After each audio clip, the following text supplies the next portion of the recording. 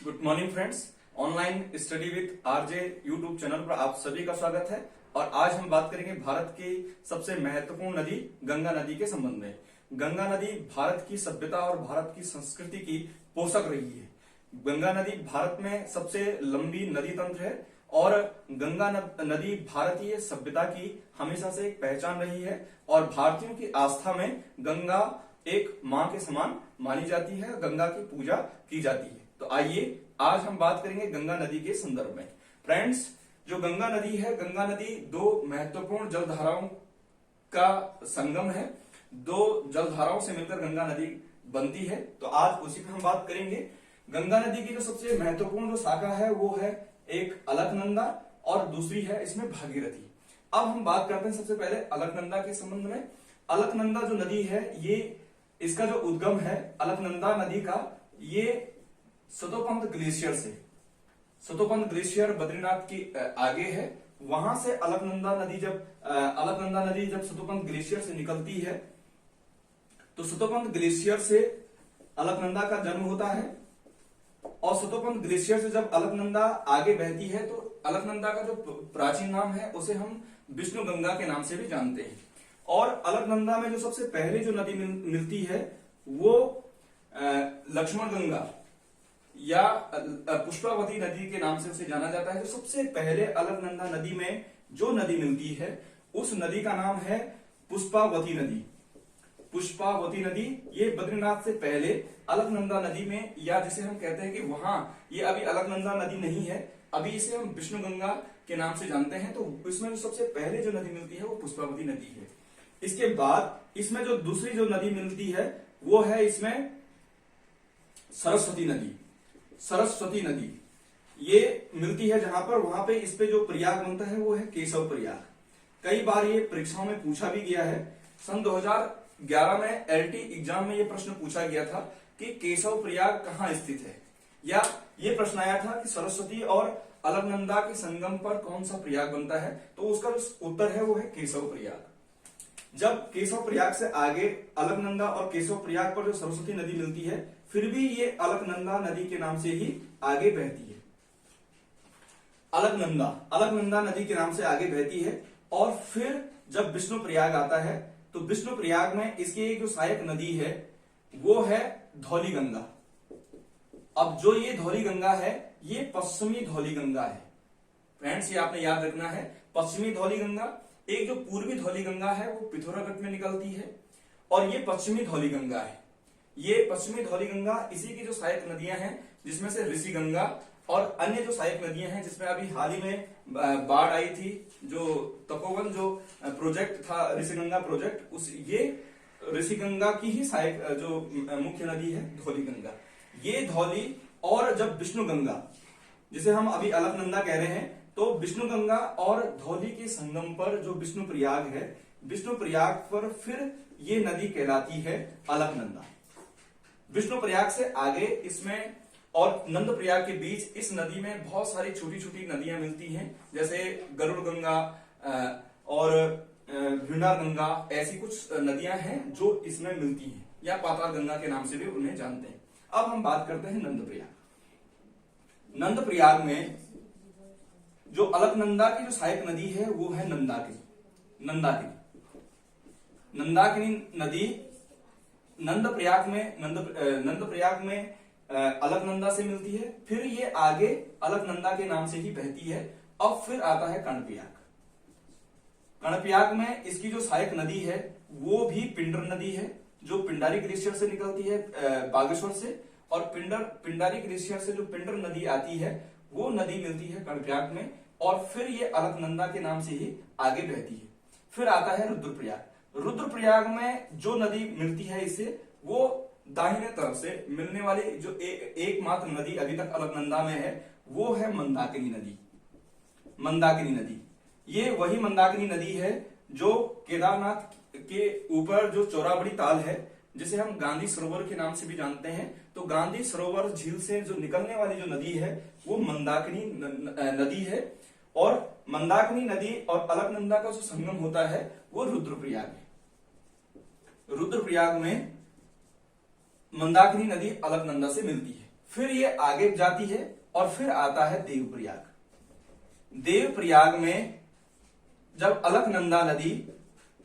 अलकनंदा नदी और उसकी जो सबसे बड़ी जो सहायक नदी है वो है भागीरथी नदी। भागीरथी, ये वही भागीरथी नदी है जिसका संगम गंगोत्री ग्लेशियर, उत्तरकाशी के गंगोत्री ग्लेशियर से होती है। गंगोत्री ग्लेशियर के गोमुख नामक स्थान से होती है और वहां से ये भागीरथी नदी आगे बहती है। और इस भागीरथी की जो एक महत्वपूर्ण जो सहायक नदी है वो है भिलंगना। भिलंगना नदी इसके साथ मिलती है और भिलंगना नदी का जो उद्गम है ये है खतलिंग ग्लेशियर। खतलिंग ग्लेशियर, ये खतलिंग ग्लेशियर उत्तराखंड का सर्वाधिक ऊंचाई पर स्थित ग्लेशियर है और खतलिंग ग्लेशियर टिहरी जनपद के अंदर आता है। और इसी खतलिंग ग्लेशियर से जो नदी निकलती है वो है भिलंगना नदी। और भिलंगना नदी और जो भागीरथी नदी है, जो भागीरथी नदी गंगोत्री ग्लेशियर के गोमुख नामक स्थान से निकलती है। और गंगोत्री ग्लेशियर फ्रेंड्स उत्तराखंड का सबसे बड़ा ग्लेशियर है। ये आपने याद रखना है कि उत्तराखंड का जो सबसे बड़ा जो ग्लेशियर है वो गंगोत्री ग्लेशियर है और गंगोत्री ग्लेशियर से भागीरथी नदी निकलती है। और इसकी जो एक महत्वपूर्ण सहायक नदी है वो है भिलंगना, जो खतलिंग ग्लेशियर टिहरी में है। खतलिंग ग्लेशियर से, खतलिंग ग्लेशियर उत्तराखंड का सर्वाधिक ऊंचाई पर स्थित ग्लेशियर है, वहां से भिलंगना नदी निकलती है। और फिर ये दोनों नदियां जहां पर आपस में मिलती हैं वहां पर पुराना टिहरी शहर था, जहां पर जिसे हम गणेश प्रयाग कहते हैं। वहां पे पहले गणेश प्रयाग था। अब ये गणेश प्रयाग टिहरी बांध बनने के बाद ये गणेश प्रयाग अब डूब चुका है। फिर भागीरथी नदी और नदी मिलती है अलकनंदा के साथ और ये संगम बनाते हैं देवप्रयाग पर। देवप्रयाग में अलकनंदा और भागीरथी के मिलने के बाद ये नदी कहलाती है गंगा। उत्तराखंड में भागीरथी नदी को जो नाम दिया गया है इसे हम सास के नाम से जानते हैं, क्योंकि ये गंगा की सबसे महत्वपूर्ण शाखा है, पुरानी शाखा है। गंगा का मूल गंगोत्री ग्लेशियर को ही माना गया है। और जो अलकनंदा नदी है ये बहू के नाम से जानी जाती है। फिर जब यहां से आगे जब ये गंगा नदी के नाम से आगे बहती है तो फिर ब्यासी के पास ब्यास घाट पर इससे मिलने वाली जो दाहिने तरफ से जो एक सहायक नदी है वो है नयार। ब्यास घाट के सामने एक नयार नदी इससे मिलती है जो दूधातोली क्षेत्र से निकलती है, उत्तराखंड के दूधातोली क्षेत्र से। दूधातोली, अल्मोड़ा, चमोली और जो पौड़ी जो जनपद है, जहां बहुत पहले चंद सिंह गढ़वाली जी ने उत्तराखंड की राजधानी नहीं बल्कि उत्तर प्रदेश राज्य की प्रांत की राजधानी घोषित करने के लिए दूधातोली में बहुत अनशन भी किया था। तो दूधातोली क्षेत्र से जो 5 नदियां निकलती हैं उनमें से एक नदी तो पश्चिमी रामगंगा है और एक नयार नदी है। ये नयार नदी ब्यास घाट के पास, ब्यासी के पास गंगा नदी से मिलती है। जब गंगा नदी आगे जाती है तो ऋषिकेश में गंगा के साथ मिलने वाली जो एक महत्वपूर्ण नदी है वो है चंद्रभागा नदी। और फिर जब चंद्रभागा आगे जाती है तो रायवाला के पास इसमें एक नदी और मिलती है और वो जो महत्वपूर्ण नदी है वो देहरादून से आने वाली जो महत्वपूर्ण नदी है वो नदी इसके साथ मिलती है। कहां पे?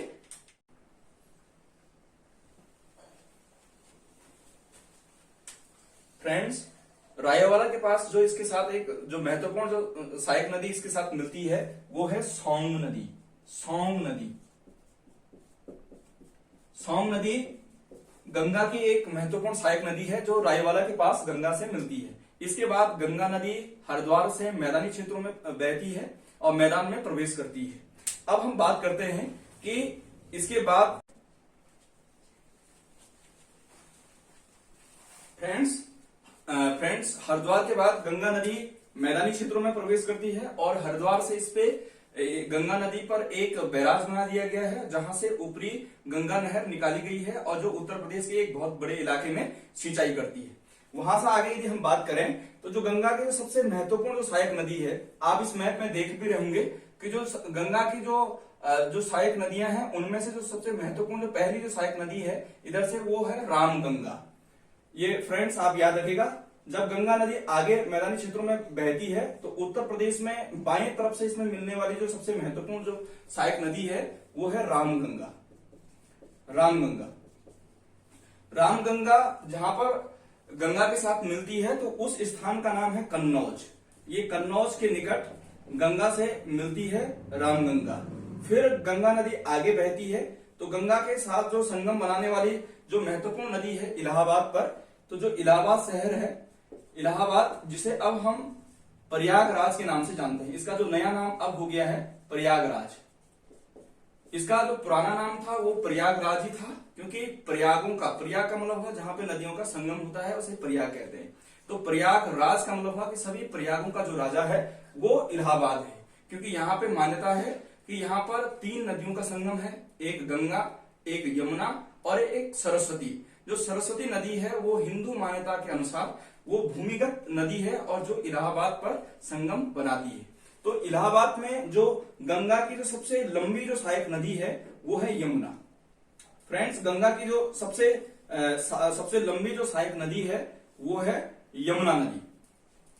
यमुना नदी गंगा पर दाहिने तरफ से मिलने वाली एक सबसे महत्वपूर्ण सहायक नदी है और सबसे लंबी नदी है। यमुना नदी का उद्गम भी हमारे उत्तराखंड राज्य में जो यमुनोत्री ग्लेशियर है, यमुनोत्री ग्लेशियर से यमुना नदी का उद्गम होता है और फिर ये आगे बहती है और इलाहाबाद या प्रयागराज पर ये नदी गंगा से मिलती है। यदि हम फ्रेंड्स यदि बात करें कि जैसे आप मैप में देख रहे होंगे, भारत के मैप में, कि भारत के जो मालवा का पठार है या मध्य प्रदेश के अंदर जो विंध्याचल पहाड़ियां हैं, इन विंध्याचल पहाड़ियों से उत्तर की तरफ गंगा और यमुना में बहुत सारी नदियां ऐसी हैं जो आकर मिलती हैं। उन नदियों में जो महत्वपूर्ण नदियां हैं, जैसे यदि हम बात करेंगे, जैसे यमुना की जो सबसे महत्वपूर्ण नदी है वो है चंबल नदी। चंबल नदी ये महू नामक स्थान, मध्य प्रदेश में जो महू है, मालवा के पठार में महू के नजदीक से ये चंबल नदी निकलती है और यमुना में आके मिलती है। इसके अलावा जो चंबल नदी में जो और भी जो चंबल की जो सहायक नदियां हैं, जैसे आप इसमें देख भी रहे होंगे, जैसे बनास, एक नदी इसमें है बनास नदी। जो अरावली पहाड़ियां हैं, ये फ्रेंड्स आप देखिए, जो ऐसे में जो पहाड़ियां आपको दिखाई दे रही हैं, ये अरावली पहाड़ियां हैं। ये दुनिया की सबसे प्राचीनतम पहाड़ियों में से एक है। यहीं इन्हीं पहाड़ियों के बीचों बीच राजस्थान से एक नदी निकलती है, बनास नदी। फ्रेंड्स देखिए कि ये जो नदी है, ये बनास नदी अरावली पहाड़ी के इस तरफ से निकलती है। इसका मतलब हुआ कि ये नदी एक पूर्ववर्ती नदी है। पूर्ववर्ती नदी का मतलब हुआ फ्रेंड्स कि ऐसी नदियां जो नदियां उस पहाड़ के बनने से पहले भी बहती थी। जैसे यदि हम हिमालय के संदर्भ में यदि बात करें तो हिमालय में बहुत सारी नदियां ऐसी हैं जो पूर्ववर्ती नदियां हैं। जैसे यदि हम बात करेंगे कि जैसे यहां से यदि जब मैं सिंधु नदी के विषय में बात करूंगा तो सिंधु नदी भी एक पूर्ववर्ती नदी है जो हिमालय के उत्थान से पहले या हिमालय के बनने से पहले भी ये नदी बहती थी, और जब हिमालय का उत्थान धीरे धीरे लाखों करोड़ों वर्षों में हुआ तब भी ये नदी बहती है। इसलिए ये नदियां हिमालय के पारवर्ती नदियां हैं, हिमालय के पार से बहती हैं। जबकि हिमालय तो बहुत ऊंचा पहाड़ है, लेकिन उससे पहले भी ये नदियां बहती थी। इस कारण हिमालय की ऊंचाई इनके बीच में रुकावट का काम नहीं करती है। इसके अलावा जैसे इधर सतलुज नदी है जो सिरकिला दर्रे से आके आती है। जैसे यदि हम इसमें आगे बात करेंगे कि जैसे जो कोसी नदी है, इधर यदि हम बात करें जो मानस नदी है, यहां हम बात करेंगे जैसे ब्रह्मपुत्र नदी है, ये सबकी सब ऐसी नदियां हैं जो पूर्ववर्ती नदियां हैं। तो फ्रेंड्स, जो बनास नदी है ये नदी अरावली पहाड़ी के पार से आती है, राजस्थान से होकर इसका उद्गम है, और फिर ये आती है चंबल नदी पर। इसके अलावा इसकी एक सहायक नदी और भी है, काली सिंध। जो चंबल की जो महत्वपूर्ण सहायक नदी है उसमें से एक जो महत्वपूर्ण नदी है वो है काली सिंध नदी। और फिर इसमें और जो नदियां हैं यमुना की, जिसमें से केन, बेतवा, ये महत्वपूर्ण नदियां हैं यमुना की। और फिर यमुना नदी इलाहाबाद पर किससे मिलती है? गंगा से मिलती है। फिर जब ये नदी आगे बहती है, गंगा नदी यहां से आगे गंगा के नाम से ही बहती है, तो गंगा आगे बहने पर इसमें एक महत्वपूर्ण जो सहायक नदी है वो है गोमती। फ्रेंड्स, कौन सी नदी है इसमें? गोमती नदी। गोमती नदी के किनारे ही लखनऊ शहर है, और गोमती नदी गंगा की एकमात्र ऐसी नदी है जिसका उद्गम मैदानी इलाके में होता है। ये मैदानी इलाके में जो पीलीभीत जो जिला है उत्तर प्रदेश का, वहां से ये नदी निकलती है। गोमती नदी मैदानी क्षेत्र में एकमात्र ऐसी नदी है जिसका जन्म मैदानी क्षेत्रों में होता है। बाकी गंगा की जितनी भी सहायक नदियां हैं ये तो या तो ये हिमालय क्षेत्रों से निकलती हैं या जो विंध्याचल पहाड़ियां हैं, पठार के उत्तर में जो विंध्याचल की पहाड़ियां हैं, अमरकंटक की जो पहाड़ियां हैं, वहीं से इन नदियों का उद्गम होता है और फिर ये गंगा में आकर मिलती हैं। सिर्फ उसमें से कौन सी नदी है? गोमती नदी ऐसी है जो मैदानी क्षेत्र से निकलती है और ये नदी जहां पर मिलती है वहां पर का नाम है गाजीपुर। गाजीपुर में गोमती नदी गंगा से मिलती है और गोमती नदी के तट पर ही जो शहर है वो है लखनऊ। ये कई बार फ्रेंड्स परीक्षाओं में पूछा गया है कि लखनऊ किस नदी के तट पर है, तो वो है गोमती। जब ये नदी आगे जाती है तो फिर इसमें जो नदी मिलती है वो है शारदा नदी। इधर से हम बात करेंगे तो जो इसमें जो आगे जो नदी मिलती है वो है शारदा नदी। शारदा या शारदा को ही आगे हम घाघरा के नाम से जानते हैं।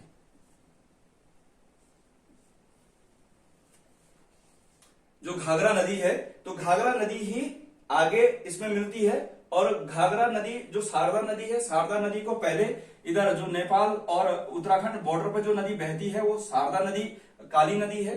काली नदी ही आगे मैदानी क्षेत्रों में जब नेपाल में प्रवेश करती है तो इसका नाम होता है शारदा नदी और जब ये वापस उत्तर प्रदेश में आती है तो इसका नाम हो जाता है घाघरा नदी। और ये घाघरा नदी जहां पर मिलती है वो जो शहर है छपरा, बिहार में। छपरा बिहार में है। बिहार में आकर घाघरा नदी जहां पर संगम बनाती है गंगा नदी से, तो वो जो शहर है छपरा। और छपरा के बाद जब गंगा नदी आगे बह रही होती है तो इसमें एक इधर से जो एक सहायक नदी है ये है सोन नदी। गंगा की एक जो महत्वपूर्ण नदी है ये सोन नदी है। जो दाहिने तरफ से मिलने वाली अंतिम और सबसे बड़ी नदी है वो है सोन नदी और ये अमरकंटक की पहाड़ियों से, फ्रेंड्स अमरकंटक की पहाड़ियों पे, यहाँ पर अमरकंटक की पहाड़ियां हैं। अमरकंटक की पहाड़ियां मध्य प्रदेश, अमरकंटक की पहाड़ियों से ये नदी निकलती है सोन नदी। और एक नदी यहां से इस तरफ की तरफ बहती है जो नर्मदा नदी। इस पे हम आगे बात करेंगे जो जब हम दक्षिण भारत की नदियों के संदर्भ में बात करेंगे तब हम नर्मदा, ताप्ती, महानदी इन नदियों के विषय में हम पढ़ेंगे। अभी हम सिर्फ बात कर रहे हैं गंगा नदी के संदर्भ में। तो जो सोन नदी है ये गंगा की सबसे महत्वपूर्ण सहायक नदी है और ये नदी अमरकंटक की पहाड़ियों से मिलती है और ये जहां पर आगे जाकर गंगा से संगम बनाती है तो वहां पर का नाम है पटना। जो बिहार की राजधानी है पटना, तो पटना जो शहर है वो सोन और गंगा नदी के संगम पर स्थित है। यहां से आगे जब गंगा नदी आगे बहती है फ्रेंड्स, तो गंगा नदी जब आगे बहती है तो फिर इसमें जो नदी मिलती है आगे वो है गंडक नदी। यदि हम इस मैप को थोड़ा मैं मिटा रहा हूं तो जब आगे ये नदी बहती है तो इसमें हिमालय क्षेत्रों से, मतलब नेपाल से जो आने वाली जो सहायक नदी है वो है गंडक नदी। आप फ्रेंड्स इसमें ध्यान रखिएगा, जो नदी ये है हिमालय नेपाल से आने वाली, नेपाल हिमालय से ये नदी आती है और बिहार में आकर ये नदी जहां पर संगम बनाती है वहां पर का नाम है गाजीपुर। और ये गंडक नदी है, ये गंगा की सहायक नदी। यहां से आगे भी ये गंगा के नाम से ही बहती है और फिर इसकी जो महत्वपूर्ण जो आगे जो सबसे महत्वपूर्ण जो सहायक नदी है वो है कोसी नदी। कोसी, सप्त कोसी नदी के नाम से भी इसे जाना जाता है। ये कोसी नदी जिसे किसी टाइम पर बिहार का शोक कहा जाता था क्योंकि इस नदी में हर वर्ष बाढ़ आती थी और महत्वपूर्ण बात यह है कि बाढ़ तो इसमें आती ही थी, ये नदी हर बार अपना मार्ग बदलती थी। मार्ग बदलने के कारण कभी ये इस इलाके में बह रही है, इस बार बरसात में एक आज से यहाँ से 50 किलोमीटर दूर जाकर बहने लगी, कभी 20 किलोमीटर दूर जाकर बहने लगी। इस कारण इस नदी को बिहार का शोक कहा जाता था। अब इस नदी के ऊपर भारत और नेपाल सरकार के द्वारा बांध बना दिया गया है। अब ये बिहार का शोक नहीं बल्कि बिहार की खुशहाली के लिए काम करती है। और जहां पे ये नदी कोसी नदी गंगा से मिलती है वहां पर का जो नाम है, वो जो शहर है वो है भागलपुर, भागलपुर शहर। और फ्रेंड्स इसके बाद गंगा में मिलने वाली जो अंतिम नदी है वो है महानंदा नदी। फ्रेंड्स आप याद रखिएगा, ये गंगा की अंतिम नदी है जो इसमें बाएं तरफ से मिलती है, और वो नदी है महानंदा, महानंदा नदी। ये महानंदा नदी है। कई बार ये प्रश्न परीक्षाओं में पूछा भी जाता है कि गंगा में अंतिम जो नदी मिलती है, भारत में रहते हुए पश्चिमी बंगाल में जो अंतिम नदी, गंगा की जो अंतिम सहायक नदी है भारत में, वो कौन सी नदी है? तो वो है महानंदा नदी। ये दार्जिलिंग की पहाड़ियां, जो पश्चिमी बंगाल में जो दार्जिलिंग की पहाड़ियां हैं, दार्जिलिंग की पहाड़ियों से ये नदी जन्म लेती है और फिर गंगा में आकर मिलती है। वहां के बाद, महानंदा नदी के बाद गंगा पर एक बांध बना दिया गया है। फ्रेंड्स, गंगा नदी पर एक बांध बना दिया गया है जिसे हम फरक्का बांध कहते हैं। तो जो फरक्का बांध है, फरक्का बांध से गंगा की एक जो धारा है जिसे हम हुगली के नाम से जानते हैं वेस्ट बंगाल में, आप याद रखिएगा। यहां पर आप देख रहे होंगे, तो यहां पर फरक्का बांध बना दिया गया है गंगा पर, और यहां से इसकी एक जो जलधारा है वो पश्चिमी बंगाल की तरफ जाती है, जो कोलकाता शहर है हुगली की तरफ। तो फरक्का बांध, जो फरक्का बांध है, फरक्का बांध से गंगा की दो जलधाराएं हैं, एक बांग्लादेश की तरफ जाती है और एक हुगली की तरफ आती है, हुगली। और बांग्लादेश में जब ये नदी बहती है तो यहां पर इस नदी को नाम दिया जाता है, फरक्का बांध के आगे वापस इस नदी को हम भागीरथी नदी के नाम से जानते हैं। और जैसे ही ये बांग्लादेश की सीमा के अंदर जाती है तो बांग्लादेश में गंगा नदी का नाम हो जाता है पद्मा। यहां ये पद्मा नदी के नाम से आगे बहती है, पद्मा। और फिर यहां पर जो गंगा के साथ जो नदी संगम बनाती है वो है ब्रह्मपुत्र नदी।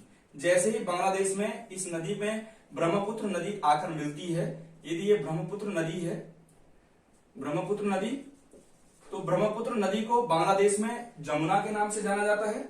और जमुना ये तब कहलाती है जब तीस्ता नदी, जो सिक्किम हिमालय से आती है, तीस्ता और ब्रह्मपुत्र के मिलने के बाद तब इस नदी का नाम जमुना होता है। तो जमुना और पद्मा जब आपस में मिलती हैं तो फिर ये जमुना के नाम से ही बांग्लादेश में आगे बहती है। और अंत में इसमें एक नदी और आती है, मेघना, जो इधर मेघालय, जो त्रिपुरा और मिजोरम वाले जो राज्य हैं, यहां से जो अंतिम नदी आती है, इन दोनों नदियों में संगम बनाती है, तो वो नदी है मेघना, मेघना नदी। और मेघना नदी के मिलने के बाद जब गंगा और यमुना, जिसे हम जमुना कहते हैं, पद्मा और जमुना जब आगे बहती है तो फिर वो मेघना नदी के नाम से ही अंतिम रूप में आगे बहती है। और फिर ये नदी जो बांग्लादेश है, बांग्लादेश में जाकर एक बहुत बड़े डेल्टे का निर्माण करती है, जिस डेल्टे को हम सुंदरवन डेल्टा कहते हैं। सुंदरवन डेल्टा, जो ये आप देख रहे होंगे मैप में, ये सुंदरवन डेल्टा है। और सुंदरवन डेल्टा दुनिया का सबसे बड़ा नदी डेल्टा है। और दूसरी बात कि ये दुनिया में सबसे तीव्र गति से फैलने वाला डेल्टा है, जिसका लगातार विस्तार हो रहा है। एक महत्वपूर्ण बात और है कि जो सुंदरवन डेल्टा है, इसका नाम यहां पर उगने वाले जो एक मैंग्रोव वनस्पति है, जिसे हम सुंदरी, एक पेड़ है, उस सुंदरी पेड़ के कारण इस डेल्टे का नाम सुंदरवन डेल्टा पड़ता है। तो फ्रेंड्स, आज हमने बात की गंगा नदी के संदर्भ में। गंगा नदी की जो लंबाई है, कुल लंबाई, वो 2525 किलोमीटर है। गंगा नदी भारत की सबसे लंबी नदी है। गंगा नदी भारत की सबसे लंबी नदी है। यदि यह प्रश्न आता है कि भारत की सबसे लंबी नदी कौन सी है, तो उसका उत्तर होगा गंगा। गंगा नदी भारत के लगभग 12 लाख वर्ग किलोमीटर क्षेत्र में बहती है, 12 लाख वर्ग किलोमीटर में। यदि यह प्रश्न आता है कि भारत में अपवाह की दृष्टि से सबसे बड़ी अपवाह तंत्र किस नदी का है, तो उसका उत्तर होता है गंगा नदी अपवाह तंत्र। लगभग 12 लाख वर्ग किलोमीटर के दायरे को कवर करती है गंगा नदी। तो फ्रेंड्स, आज हमने गंगा नदी पे बात की। इसके नेक्स्ट वीडियो पर हम बात करेंगे ब्रह्मपुत्र नदी और उसकी सहायक नदियों पर, और फिर हम बात करेंगे दक्षिण भारत की जो महत्वपूर्ण नदियां हैं। यदि आप मेरे चैनल पर यदि नए हैं तो आप मेरे चैनल को सब्सक्राइब कीजिए, और इससे अलावा मैंने और भी जो वीडियो डाले हैं उन वीडियो का आप जरूर देखिए, शेयर कीजिए, लाइक कीजिए। Thank you.